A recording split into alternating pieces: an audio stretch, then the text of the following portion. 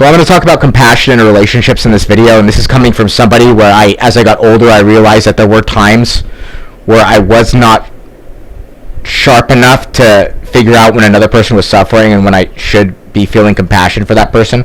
I am somebody myself who has gotten this wrong before, and people don't want relationships with you if you cannot feel for their suffering. This could be boyfriends, girlfriends, husbands, wives, sons, mothers, daughters, cousins, even friends. This is relationships of all kinds. You need to always be able to recognize when another person is suffering, and without that, you might not even be a liked person in the world.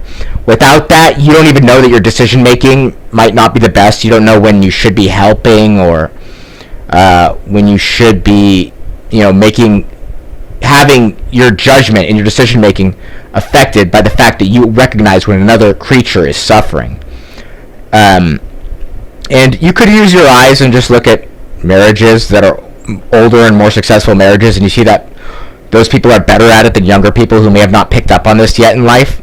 This is why I think, more strict belief in spirituality and things like that, and what you believe in life, and embracing compassion from a young age is really important. So the importance of feeling compassion for the suffering of others in a relationship, it's the right thing to do. It helps with your decision making, and when this goes wrong, it can go way more wrong than you think it did. And I have experience with this in life.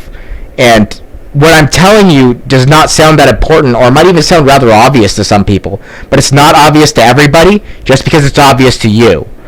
This is why people try and do things like spiritual work or things, all kinds of things in the world. If you haven't figured this out about yourself yet in life, wow, when it hits you, it's like, am I lacking compassion for the suffering of others? I don't even know when I could be helping another person. You might not be knowing when you are making a situation worse. There's a lot of bad decisions you can make. And most importantly, it's just the right thing to do, and it's part of being a good person.